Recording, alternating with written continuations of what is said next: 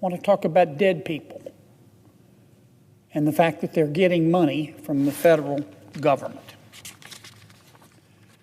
In fiscal year 2023 alone, this is just 1 year, our government sent $1.3 billion, not $1.3 million. We sent $1.3 billion in checks to dead people. Those aren't my numbers. Those numbers come from the Office of Management and Budget.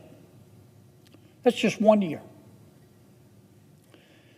Not only is the federal government sending checks to dead people, those checks are being cashed. Today we're diving into a story that's so absurd it sounds like a plot line from a dark comedy. Imagine this: billions of dollars, yes, billions flowing out of the federal government's accounts, and some of it is being sent to people who are no longer alive. I'm talking about dead people, folks, cashing checks from Uncle Sam. In just fiscal year 2023 alone, the federal government sent out $1.3 billion to dead people. How does this even happen? Why hasn't it stopped? And most importantly, what can be done about it? Stick around because this one is a real eye-opener. Now, I have heard, Mr. President, of dead people voting, but cashing the checks? You don't have to be God's perfect idiot to realize that there's fraud happening with respect to all this money. Here's how this problem arises. When you die in America, your name is sent to the Vital Records Office in your state.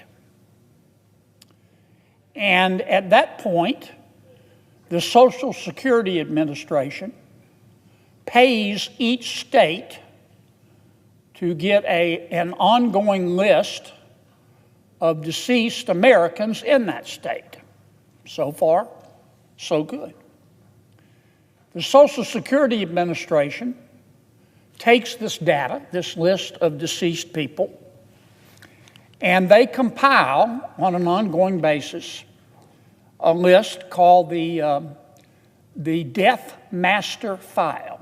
The Death Master File. That's just a list of everybody, updated daily, of people in the United States who are deceased. Why does the Social Security Administration do this? Well, so the SSA, Social Security Administration, can stop sending people who have died checks. So far, so good. There's just one problem. I discovered this about 7 years ago. The Social Security Administration refuses to share that list with anybody else in the federal government. They won't share it with any other federal agencies, many of which send out checks. The Department of Treasury, for example, sends out checks. SSA won't share the information with them. The Small Business Administration sends out a lot of checks. The Social Security Administration has a list of all deceased Americans, but SSA will not share that information with the SBA. I'll give you some examples. You remember, Mr. President, when we were in the coronavirus crisis, we had an economic meltdown. We sent stimulus checks to Americans to try to keep the economy on its feet. We paid $1.4 billion to dead people, and they cashed the checks. The Paycheck Protection Program, which was a part of our stimulus program, paid out $38 million alone to dead people. These were people who were using, live people obviously, who were using dead people's Social Security numbers to collect payments.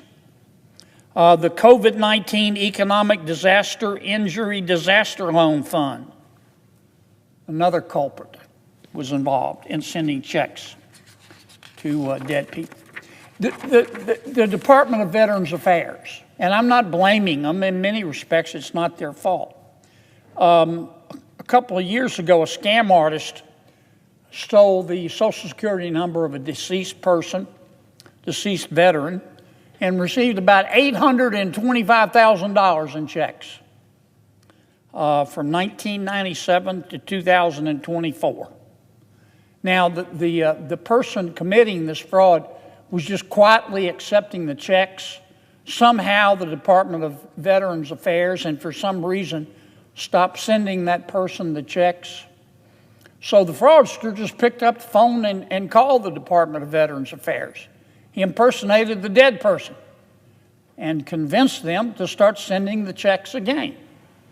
Again, not necessarily the fault of the Department of Veterans Affairs. The VA didn't know that the Social Security number belonged to a deceased person.